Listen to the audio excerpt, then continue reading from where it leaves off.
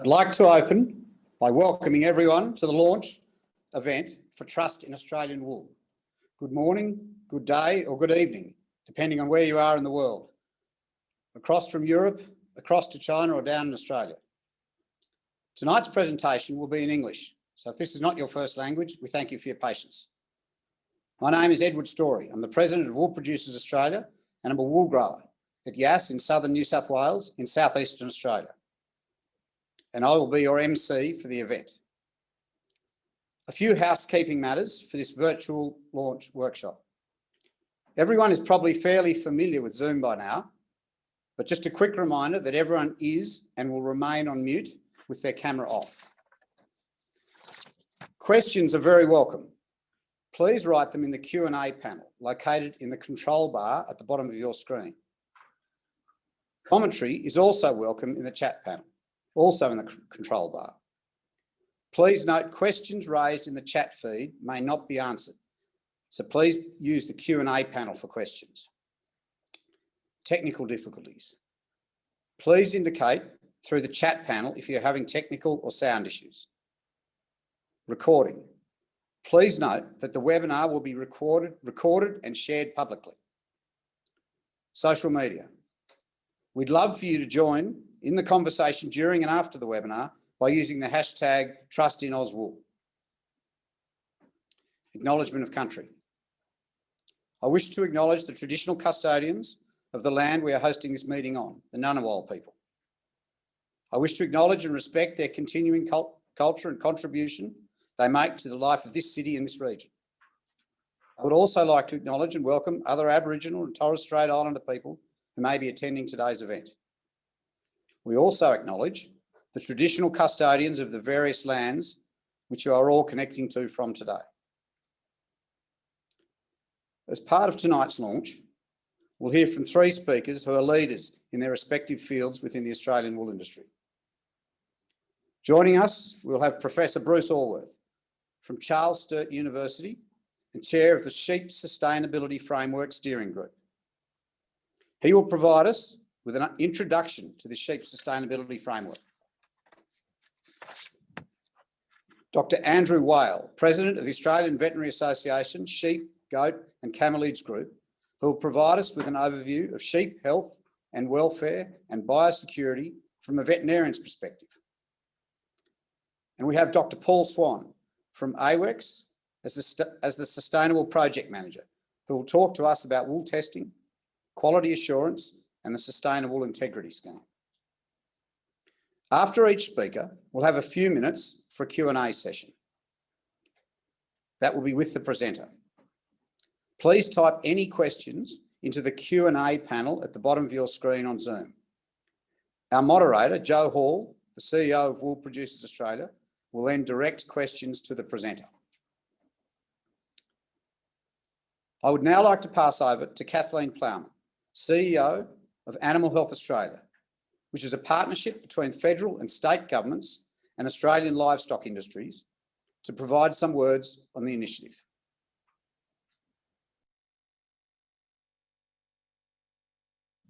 Welcome. I'm very sorry that I can't join you tonight, which is just phenomenal around the Trust in Australian Wool.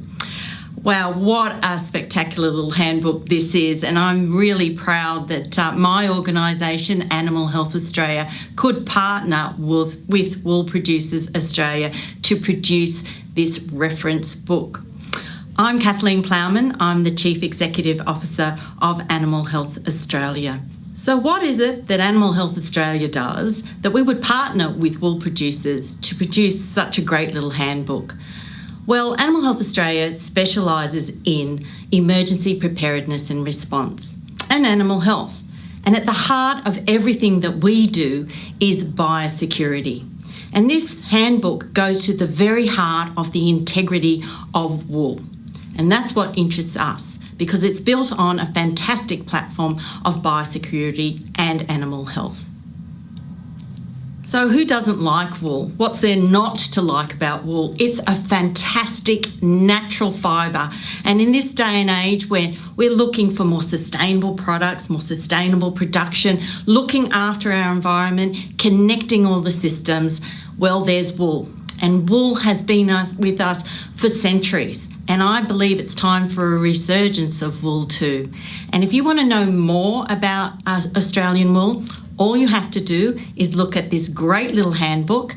It's a reference guide around the policy frameworks, the regulatory systems, the industry standards, the verification schemes, etc., that are required to produce Australian wool. It's easy to read, it's comprehensive, and it's a quick reference guide. What isn't there to like about that? So I really commend this reference book to you. I commend Trust in Australian Wool, and certainly, by all means, go out there and wear more of it, because this little handbook is about what's happening from farm gate through the supply chain to the consumer to improve and strengthen that end experience for all of us. So thank you, and I hope you enjoy the rest of tonight. Thanks, Kathleen, for those words. AHA run many programs that underpin the health, welfare and biosecurity assurance in our systems in Australia. And these outcomes, combined with government, are funded by wool growers. I would now like to introduce Jo Hall, the CEO of Wool Producers Australia, to provide some background on the campaign.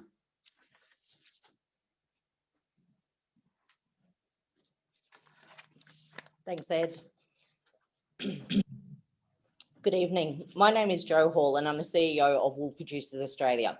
On behalf of Wool Producers, I would like to thank you all for your attendance of the official launch of our campaign, Trust in Australian Wool. Wool Producers Australia is the peak representative body advocating the interests of all Australian wool growers. Our organisation is nationally representative through our state farm organisation membership, which comprise of superfine, broad wool, stud breeding and commercial growers. In undertaking this representative role and over the years talking with downstream customers, we became acutely aware that there was a knowledge gap regarding Australia's animal health, welfare and biosecurity systems.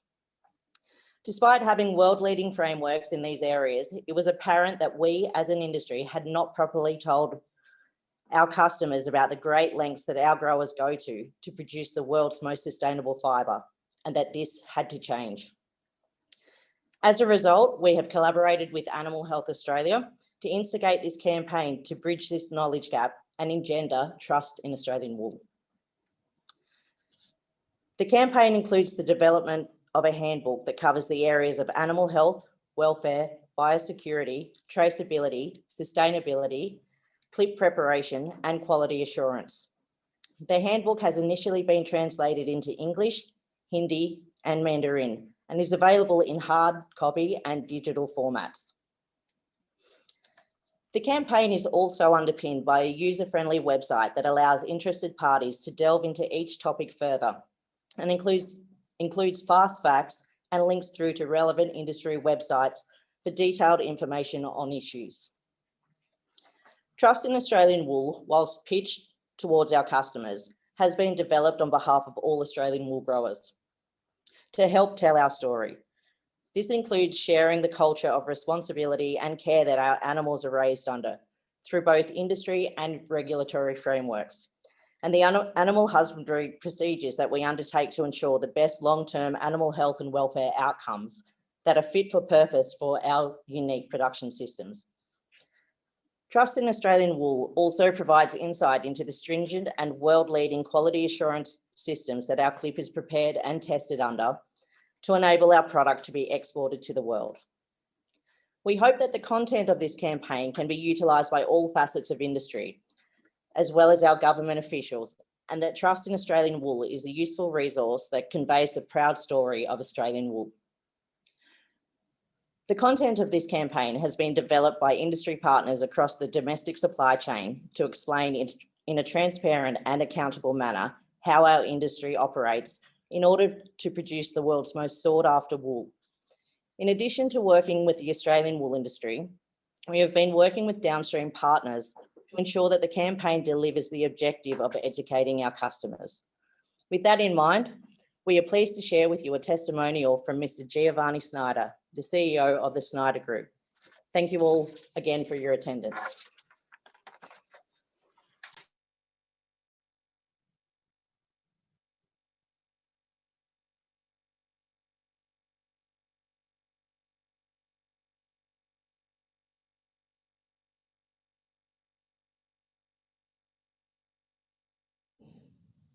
Good evening, ladies and gentlemen. First of all, I'd like to thank Wool Producers Australia for this great initiative. I'm excited to be here, and I'm happy to be given the opportunity to address to such a dedicated and impressive group of people. I'm going to share with you a few issues that I think are affecting our industry, and I'll try to offer my small contribution to the talk about the future. Recently, I was browsing your association website, and it's full of information regarding sheep's health and animal welfare in general. I know very well how happy Australian sheep are, how free they are, and trust me, after 12 months of continuous lockdown, I wish sometimes I was one of your animal, even if for a day only. Regardless to the beauty of our industry, the supply of Australian wool shrank by almost 2/3 in the past 20 years, and wool can't be considered a commodity anymore. It has become a niche fiber, which has several implications. While commodities are sold on the basis of price, consumers buying niche products, they want to know where the product is coming from, how it has been farmed, how it has been manufactured, and so forth. And I don't have to remind you about the different sensitiveness of people outside our industry, especially in certain markets. The important point here is whether these buyers are willing to pay premium prices for what they consider to be a premium product. And trust me, this should not be taken for granted. We work the longest and the most complex industrial chain. And we who know the farmers very well, we know how you take good care of your land and your animals. And we also know that many of your families have been custodians of your farms for generations. But it has always been quite difficult to share this information to high street brands in a way that it reaches the consumer. Today, finally, retailers' interest goes beyond animal welfare only. They want to understand how farmers contribute to preserve biodiversity. They want to know what they are doing to reduce the carbon footprint of their operations. They want to know how manufacturers are doing to reduce energy consumption, chemical consumption, and what do we do to protect our workers. And we are already doing the right thing. We simply should let people know it. And that's why I was particularly happy to promote these new projects from Wool Producers Australia. I hope it is extremely effective. Thank you very much, and enjoy the rest of your conference.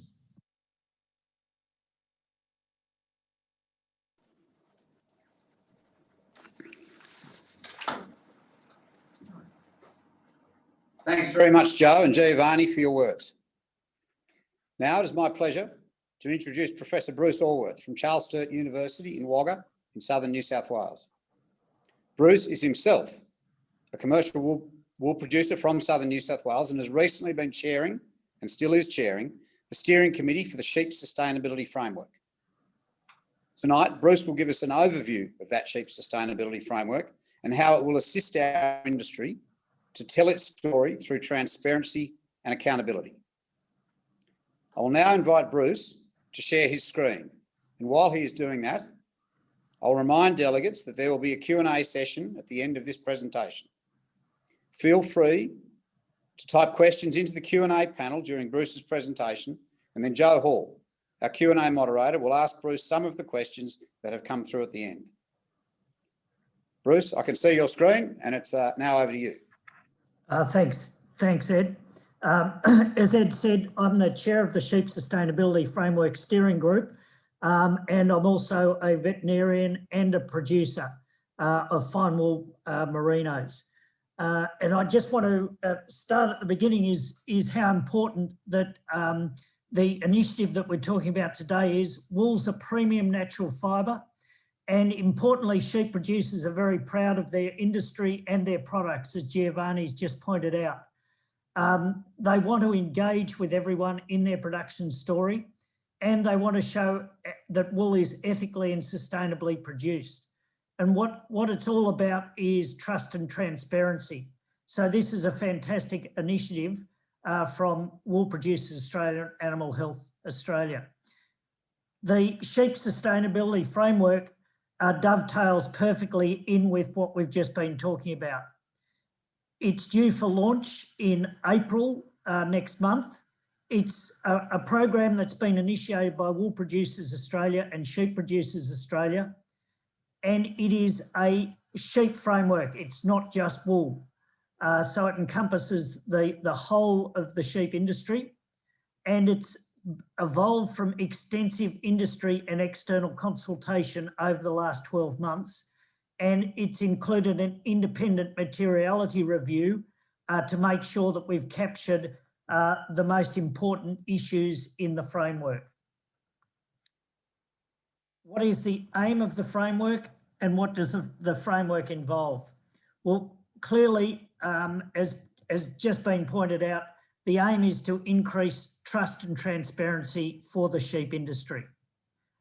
It's to provide robust data on material issues, and importantly, it will enable the industry to showcase sustainability and also potentially highlight areas for improvement. I would like to say that the Australian sheep industry is perfect. I don't think there's any industry that is perfect in the world. And so we'll be able to show what we do well and also identify areas for improvement. Importantly, the framework is not policy or target setting. That's the role for the industry. The role for the framework is to produce the data and measurements around what we're doing so that people can judge how well we're doing those various activities. And importantly, for individual businesses, both on-farm and off-farm, it does not involve costs for individual producers. So the role of the framework is to monitor, measure and report industry performance against identified sustainability priorities. We have some definitions and a vision and a number of principles that we're working around. We've gone to a lot of effort to make sure that we're aligning with the Sustainability Development Goals from the UN, and we've gone to map those very closely. And at the present time, the framework boundary is restricted to within Australia. Clearly on farm and domestic meat processing. As the vast majority of wool is processed overseas, that won't be included at the beginning, but the vision is that that will be included down the track as we can access better quality data. But possibly going into too much detail here, but I just want to give you a bit of a flavour for what's in the framework. And there are 4 themes, as you'd expect. There's a theme around our animals that we've called Caring for Our Sheep, and it has 2 main focus areas. We've got a theme around enhancing the environment and climate. We've got a theme around looking after our people, and we've got a theme on producing a financially resilient industry. And they're all the key elements of sustainability around the industry and of ethical production. And you can see that we've identified the priorities against each of those themes. And there's a lot more detail that will be released in April when the final document is available. There are, amongst the indicators, we've got 42 indicators, and we're producing 75 different metrics around those indicators. So there's going to be a lot of data available. Obviously, some people are very interested in some areas and other people just want an overview. I've just given you an example of some of the things that we'll be looking at. Clearly, there's interest in the level of mulesing and the level of pain management. We're looking at things like sharing welfare and obviously greenhouse gas emissions and biodiversity.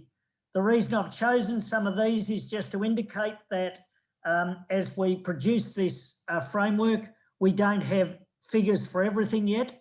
Getting figures on what we're doing around biodiversity, those figures don't exist at the moment. There's lots of individual projects, but as part of the framework, we're going to endeavour to produce the best quality data around all the metrics. And we've got things about occupational health and safety, the excellent working conditions on farms, and physical and mental health. And again, with physical and mental health, we haven't yet identified the best data source for that. So that is a work in progress. And we're obviously looking at the contribution of our products, both sheep, meat and wool, to the Australian economy, and the way that the quality assurance programs that are underpinning the wool.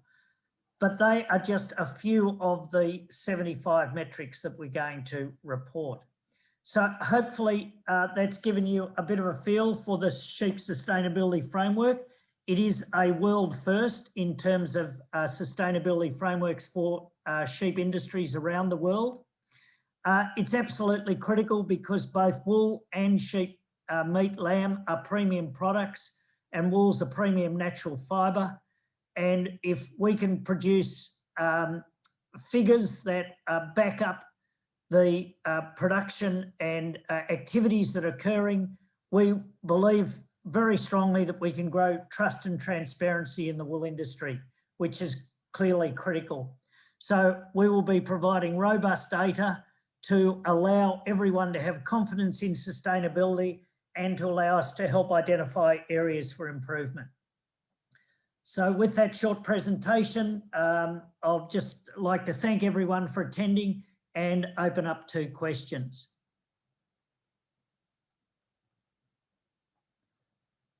Much, Bruce. We're certainly looking forward to the launch of the Sheep Sustainability Framework next month. So we've got a couple of questions that have come through.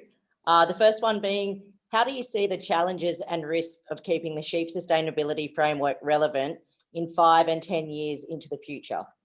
Yeah, that's a great question. And I should say that we're launching the framework in April, and that's actually the beginning, not the end of the process. It's a living document, and it will only be relevant if it keeps on being reviewed and tracking what's relevant to the industry at the moment.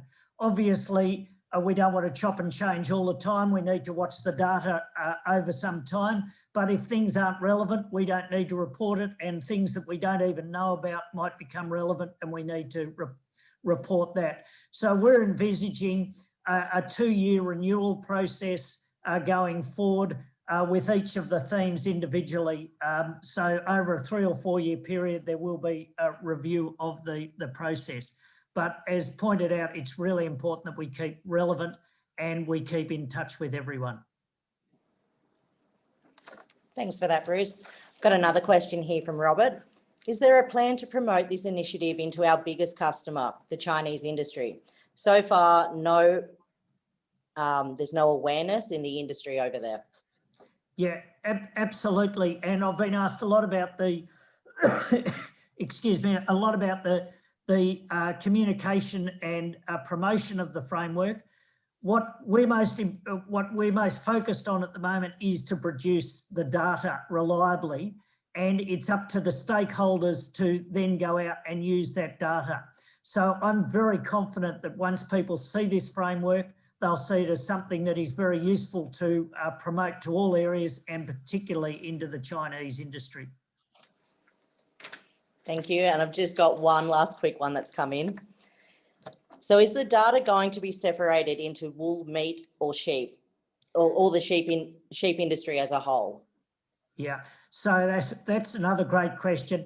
And look, it's where possible, We give a single figure that represents the whole of the sheep industry, but we then, in the notes section, underlie how we've come up with that data. So those that are only interested in the wool will be able to find that data in there. But clearly it's a combined initiative from Wool Producers Australia and Sheep Producers Australia, and we're wanting to show the whole picture. But I'm sure those that are specifically interested in wool will find all the data they want on it, and those more interested in sheep meat will find that the data on it. But a lot of things like all the biosecurity, of the freedom from disease, that applies to both industries. So there's so much crossover, which is why it's a combined framework, not just a wool framework and not just a sheep meat framework. Thanks for that, Bruce. And thank you everyone for the questions. Please keep them coming in if you think of anything further. We will get around to answering them in the coming weeks. Thanks.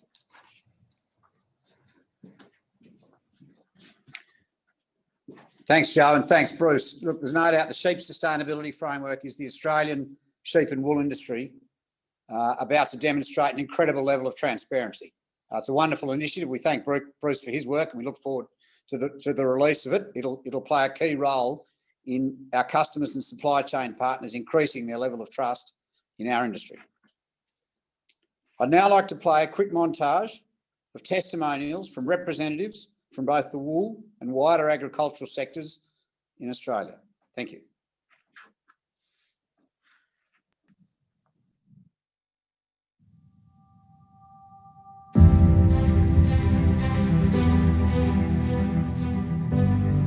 The Trust Australian Wool campaign, created by Animal Health Australia and Wool Producers Australia, has produced a document that is a fantastic testimonial for the integrity of the Australian wool industry.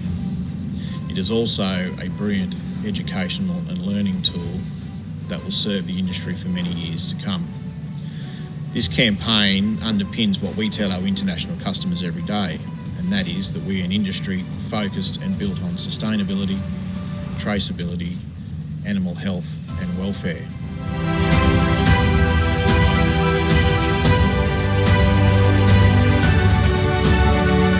I'm lucky enough to know firsthand the passion, the commitment that farmers, Australian farmers, put into their sheep and put into their wool.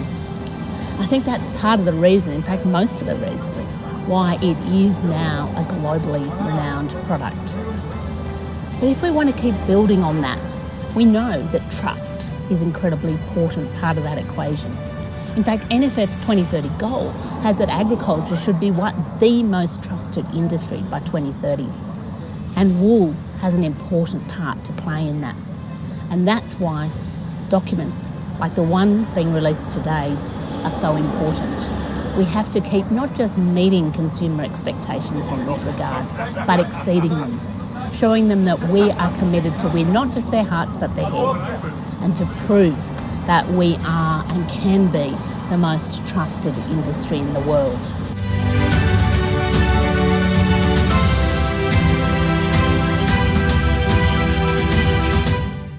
The National Wool Declaration and its integrity program are sought after by buyers and their customers to validate the trust required in a dynamic, competitive and global wool industry.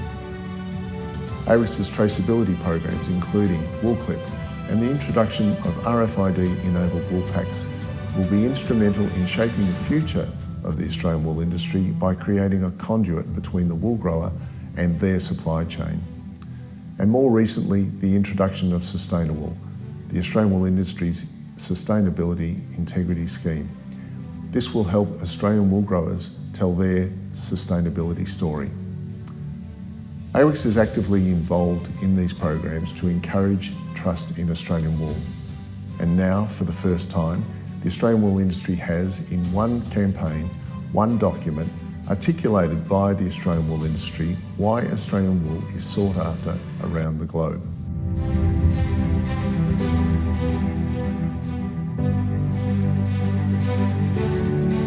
Our certificates are also used to carry non-test information, such as declarations that Australian wool growers make about their animal husbandry practices through to early stage processes. That adds to the transparency of the wool trade in Australia, and it's particularly relevant to the Trust in Australian Wool handbook that wool producers have now launched tonight. They're to be congratulated on that. I think it's vitally important that all customers of Australian wool use the wealth of information that's available and described in that handbook so that together we can promote the integrity and professional systems that Australian wool growers use producing the wool print. Thank you.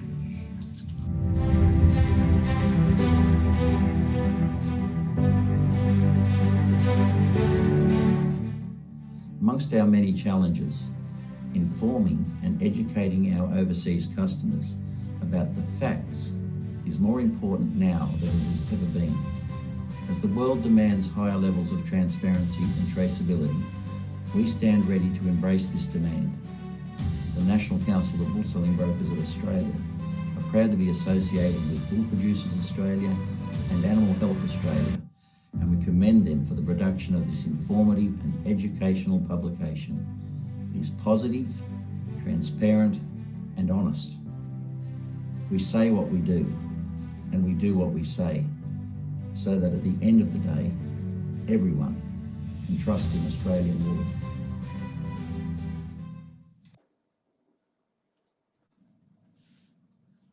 Well, thank you very much to all those folks that made those comments. It's much appreciated and certainly consistent with the transparency and open themes that we're talking about this evening. It is now my pleasure to introduce Dr. Andrew Whale. Andrew is a well-respected sheep veterinarian from Central Victoria and is currently President of the Australian Veterinary Association Sheep, Goat and Camelid Special Interest Group. Tonight, Andrew will give us an overview of sheep health, welfare and biosecurity from a sheep veterinarian's perspective.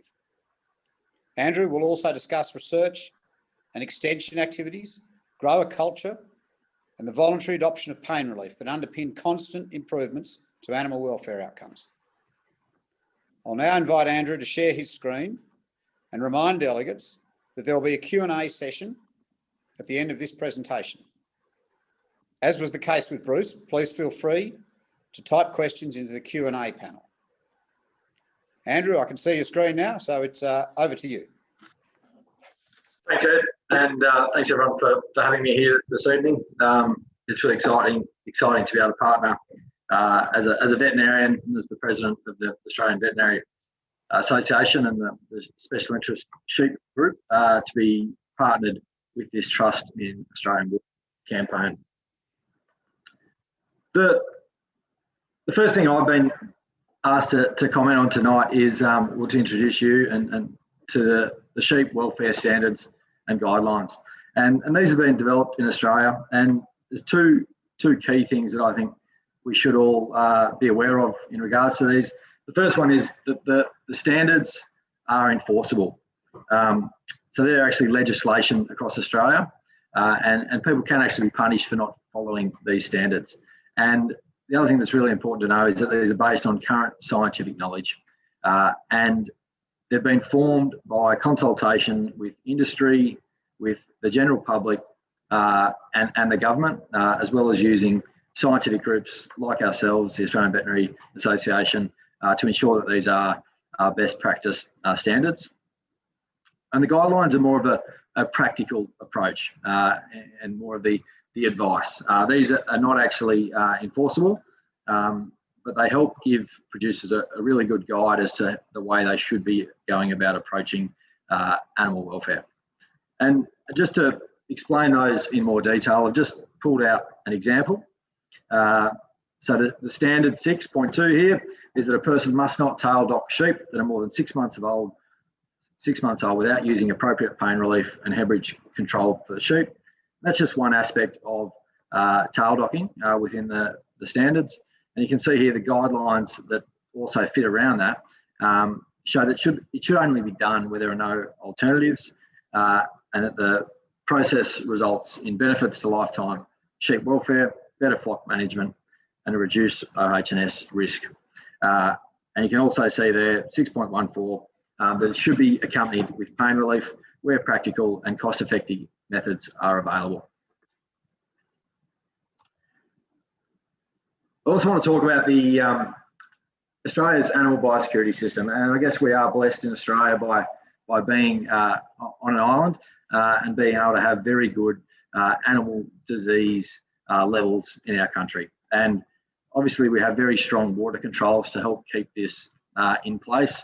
And as a vet, we are also involved in really strong on-farm surveillance and industry surveillance. And I just wanted to talk to two of the programs that we are heavily involved in as sheep veterinarians in Australia. So one of them is we have government funding to help investigate whenever there is significant diseases. And this helps ensure that the diseases we might find on a farm are diseases that we already know about, and that there's not any exotic diseases that have entered Australia. And there's also a program called our TSE program, and that helps ensure that we don't have scrapie, and it also ensures that we don't have mad cow disease. And I guess it's the approach that if you're not testing for these things, how do you know that you don't have them? And in Australia, because there's wonderful government funding to help investigate these diseases, we actually have really good assurance that we are clean, and we do have a really wonderfully, it's not disease free, but we don't have any major exotic diseases entering Australia. And the third aspect there is our NLIS scheme, so our National Livestock Identification Scheme. And this means that every animal has a tag, which means we can track it back to the property of origin. So if there is ever any incursion of disease, we're able to very quickly trace that back and obviously minimise the impacts on animal welfare, but also on trade. Another area, just as part of my day-to-day role with producers, is research and extension. And we've been wonderfully blessed, I guess, in Australia in recent years, to have a course developed, and there's one that I want to touch on here, and that's the Lifetime Ewe Management course. That was something that came out of research in southwest Victoria, which showed that when we feed animals to maintain condition during pregnancy, we actually get these wonderful carryover benefits in the progeny, and some of those are listed there. So we see increased lamb survival, we see reduced ewe mortality rates over lambing, and one of the big plus in terms of our wool industry is the increased quality and quantity of wool per animal. So as we fed them better, the follicle development in the lamb showed that they produce more wool over their lifetime, but it's also finer and therefore a better product. And this course has now been delivered to over 1/3 of Australia's sheep producers, which is just fantastic. And it's government funding that's led to wonderful research, but then we've actually also extended that message to producers, and it's a really important role I see as vets, but also as other extension deliverers, is being able to educate our producers and ensure that we are doing things best practice, and the wonderful welfare outcomes that we've seen through Lifetime Ewe Management cannot be underestimated. Another area that as a vet, and most of our veterinary products in Australia are dispensed by veterinarians, which should give our end consumers, I guess, a good level of trust that we do have vets involved in our on-farm management. But what we've seen in recent years is a real change in producer behaviour and a real move towards voluntary uptake of pain relief. So pain relief for certain on-farm practices is not a legal requirement, but what we have seen, and I'm going to talk specifically to an example here in a minute, is that producers are really wanting to give best class pain relief management to their sheep. You can see there that in the past sort of 5 years, there's been three new products that have become available to sheep producers, and we're seeing great uptake of these. One of them is Novocaine, which is pictured here. I just wanted to show here, this is just as a percentage, but in the last 12 months, we have seen a 6-fold increase in the demand for this product. And there is absolutely no legislation to use this product. That is simply producers wanting to do best practice by their livestock. And I think it's a fantastic story and something that I wanted to share with you tonight. And that is the conclusion of my presentation. So once again, thanks for the opportunity to be involved in the Trust in Australia Wool campaign.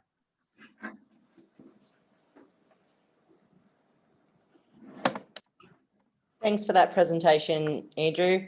I've got a couple of questions here for you. As a sheep vet, have you seen a change in sheep vet attitudes and culture relating to animal welfare? If so, what changes have you seen? Is it referring to sheep vets or sheep producers? As a sheep vet, have you seen a change in vet attitudes? Yeah. Vet attitudes.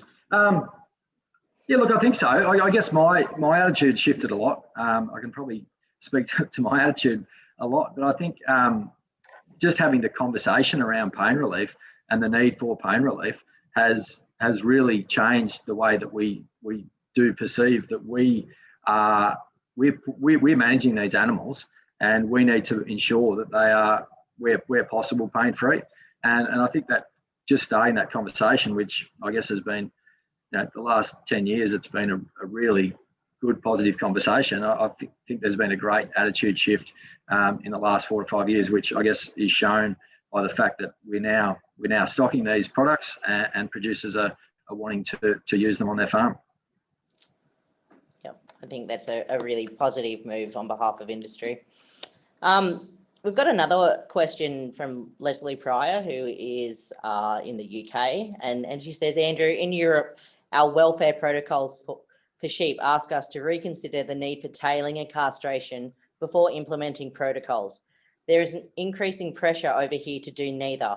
Would you consider introducing a comment asking producers to consider the need before doing either procedure?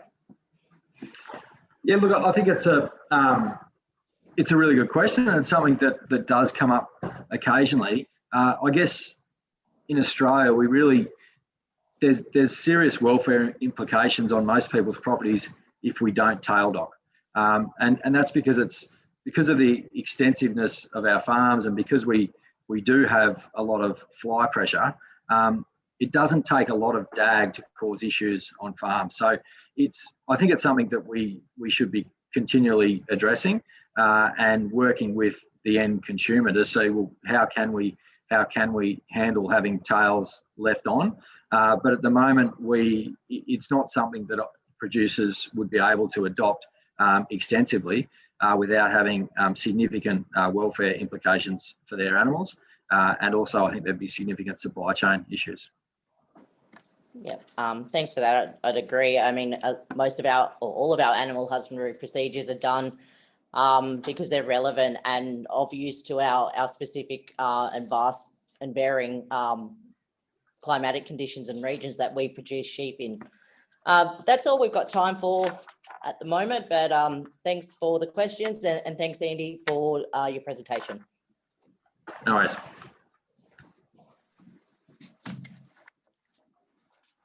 Thanks, Andrew, and thanks, Joe, for that very informative presentation about the voluntary uptake. That's quite exciting, the voluntary uptake when there's no requirement to, demonstrates really in a very short space of time the care and money that Australian wool growers are prepared to spend in the best interests of the health and welfare of their sheep. It is now my pleasure to introduce our final speaker for tonight's event, Dr. Paul Swan. Paul is AWAC's Sustainable Project Manager and is a very well-respected identity within the global wool sector. It is a pleasure to have him supporting this campaign with his presentation this evening. Paul will give us an overview of clip preparation and testing services, selling and handling systems, and product assurance mechanisms, such as the National Wool Declaration and the Sustainable Wool Integrity Scheme. I'll now invite Paul to share his screen. The Q&A session will follow the same format as the previous two sessions. I think we're about to see Paul's screen. We are now seeing Paul's screen now. I can see that. So it's over to you, Paul.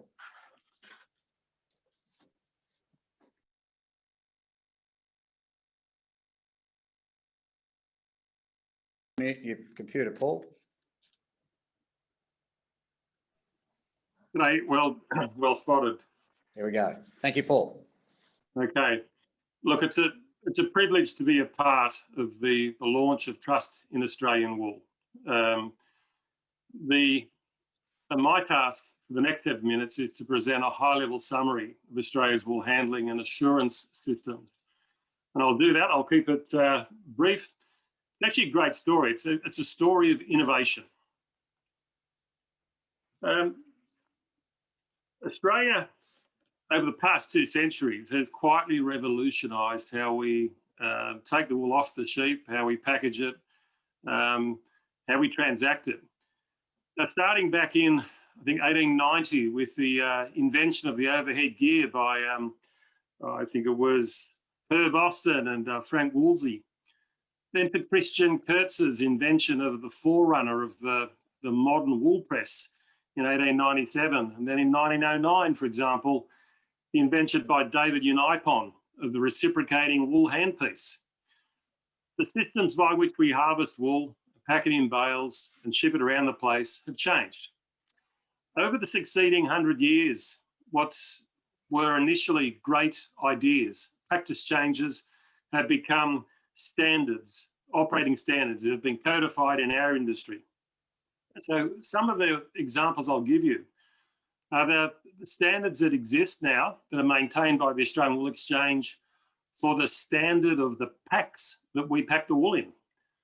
These standards specify a low contaminant risk bale of a particular dimension, particular material quality. These simple standards actually underpin our efficient logistics systems and by inference, systems like this around the world. A second major development has been in the area of codifying our high wool clip preparation standards. Again, in a scheme managed by AWEX, Australia has a national code of best practice for how the wool should be classed in the shearing shed and the lines that are prepared. AWEX monitors this, maintains this standard, monitors the scheme, and it trains or it accredits our 16,000 wool classes around the country. And finally, we've also codified even the labelling for the wool packs. But all these systems are now going through a digitisation transformation to help with the logistics and the quality of information flow from farm through into the pipeline. An area, it's a history that we've been quite proud of, and it has influenced systems like this around the world. The next area where there's been a huge wave of innovation is in ensuring the quality of our wool objectively. Now, originally, wool buyers used to value wool using their hands and their eyes. Individual wool packs would be opened. The buyers would have to reach in and assess the quality of wool and form a value judgment. Buy the wool, and then someone would have to pack the wool back into the pack and seal it. Very labour consuming. Back in 1970, the Australian wool industry embarked on a 30-year innovation campaign called the Australian Objective Measurement Project. This system developed and I guess refined systems for example, taking core and grab samples from sealed bales, as you can see in that photo. We also developed the system for displaying that grabbed wool so that buyers could quickly and efficiently assess the value of the wool. But we developed systems for appraising what was in the wool display sample for the standards and typing. In Australia, and you might not realise this, but every sale lot of wool offered at auction is appraised independently for its style and wool classing standards. But perhaps most importantly, what's happened is Australia has contributed very significantly to a revolution or the establishment of a currency, if you like, in the global wool trade, which is called objective measurement, backed by IWTO test certificates. And examples on the screen from the Australian Wool Testing Authority. This language, this currency, represents decades of investment and patient refinement, international certification standards. And it's been a great achievement by a lot of people and a lot of countries to get to this point, but especially Australia. However, this is not a set of laurels to rest on, because innovation and the need to improve our specifications doesn't stand still. The next wave of innovation has been washing through our industry, whether here or abroad, and it's basically declaring the ethical qualities of wool, the ethical or stewardship practices. From consumers wanting to buy free-range eggs or sustainable fashion to wear around their houses. All of us, all industries are dealing with demand to supply traceability, provenance, and a sustainable product. The wool industry is no different. We commenced our journey over 10 years ago, nearly 15 years ago, in the development of what we now call the National Wool Declaration. And what I'm showing you here on the screen is a standard wool classes specification. The National Wool Declaration section is highlighted in blue. That section, which originally was created to declare the risk of wool contamination in our clip and to help manage that, in 2008, had an important addition which allowed our growers to declare whether the sheep in the mob had been mulesed and if they'd been treated with pain relief, or if no mulesing had occurred. This system, which we call the National Wool Declaration, underpins the specification of this non-mulesing status or mulesing status in the Australian wool clip. Close to 80% of Australian wool growers voluntarily complete this declaration, the National Wool Declaration component. But one thing I want to point out to you with this declaration, and it's comprehensiveness. On this single form, we have the details for the wool grower, we have the details of the wool classer, the individual property and its identification code, the mobs of sheep, and the bales of wool, the individual bales of wool which came from those mobs. I'll just highlight two particular components. You'll see on the bottom right, the 8-digit unique property identification code. This is a link to the National Livestock Production Assurance Scheme and the National Livestock Identification Scheme. And at the top left, we have the wool classes unique 6-digit identification code and accreditation code. Now these elements in this simple form, which is completed in wool sheds around Australia every day of the week, allow us to create a linkage from farm through into the pipeline at the level of the bale. It's a very powerful system that is now undergoing its own digital transformation. But again, we can't stop there.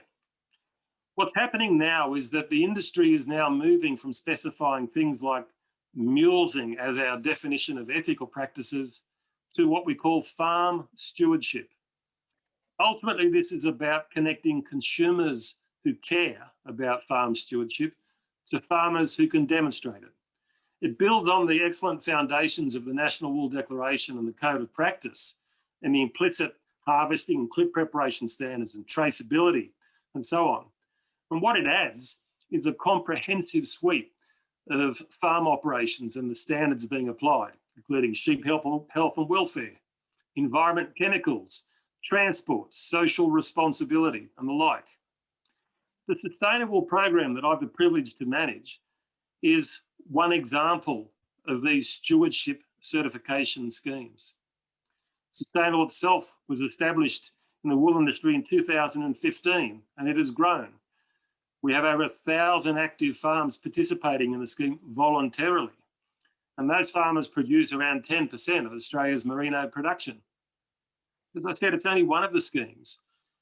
Into this important space, there are other certification schemes like the Textile Exchange's Responsible Wool Standard, New Zealand Merino's ZQ system, or Schneider Group's Authentico program, amongst many others. These sustainability or stewardship declaration systems should be seen for what they are, and that is a tremendous opportunity for our industry. It's also the next wave of innovation and doing what we really do need to do to connect our farmers who care through to consumers who would like to invest in their products particularly. To wrap this presentation up, just to conclude, what I wanted to say was that unbeknownst to many in the world and in the wool industry, Australia has had a really leading role to play in revolutionising the way that we harvest, pack, specify and transact wool around the world. It's a great story to tell. It's a story of taking ownership of your qualities. It's a story of caring about what your customer needs. However, it's a journey that's not over. And the next major wave of innovation is washing through our industry. That wave of innovation is about specifying stewardship. It's about traceability and certification standards. At the end of the day, the last decades of innovation that we've had and investment in our future and the ones to come are simply about engendering trust between the producer and the buyer, engendering trust in Australian wool. Thank you very much. Thanks a lot for that, Paul. We've got one question here and we are running a little behind, so I think this will be the only one, but how do you see sustainable being different from the many other certification schemes? Do you think there is a risk of confusing consumers with the many schemes that are currently available? Look, it's a great question. What I would say is that there is definitely a risk of confusing consumers. There's also a huge risk of causing inefficiency in our pipeline, because if you stand in the shoes of spinners and top makers and knitters, having multiple parallel overlapping schemes can lead to duplicated inventory, confusion, additional costs, duplicated certification processes. So this is something that is a challenge we as an industry collectively need to grasp. I have the privilege of chairing a process internationally which seeks to address this issue. And it's something that I'm very confident that we'll be able to do quickly. Because at the end of the day, we have to ensure that the people that really benefit are the people who pay for all this. On the first hand, that's the consumer, but also at the other end of the day, it's the growers, whether here in Australia or in other countries. So it's an opportunity we should grasp, and it's a challenge we shouldn't shy from. Thanks for that, Paul.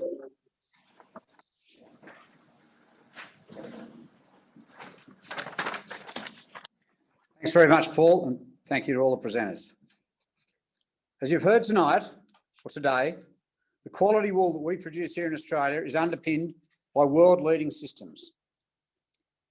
Many of you would know about our clip preparation and testing standards that are rigorous, audited, and provide the world wool trade with confidence in the product they are purchasing.